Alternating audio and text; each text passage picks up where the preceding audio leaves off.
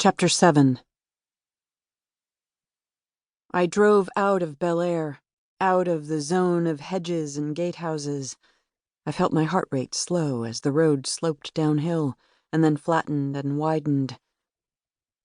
And the world assumed its normal character again, with commerce indifferently displayed and people indifferently housed. I passed dry cleaners and Mexican groceries and car washes and the occasional Woolworths. In the spaces between, networks of tract houses bloomed like algae over the dry flats. At a stoplight, a man in the next car stared admiringly at the Avanti, and I wished there had been something less noticeable to drive. In time, the tract houses dwindled and the road passed through a series of small towns, bright stucco and wood frame houses that clung together at the foot of bare hills. When I had been driving for an hour, the highway touched down at the edge of the ocean, and I drove along the beach, the windows down, the wind battering through the car. Max must have come this way so many times in back seats, as a child with her family. She would have driven through the same surfing villages, past the same beaches. I was reassured by the Pacific, and wasn't sure why.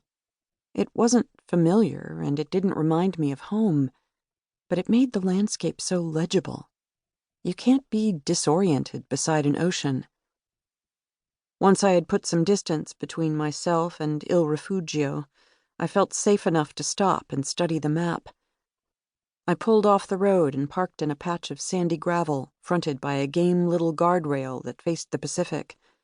At the other end of this makeshift lot, a woman sat with her driver's side door open and both feet on the ground, knocking sand out of her shoe. There was no one else around but the bright dots of a few surfers against a headland farther north. The air felt good. My sense of doom had lifted slightly. This would all be straightened out soon.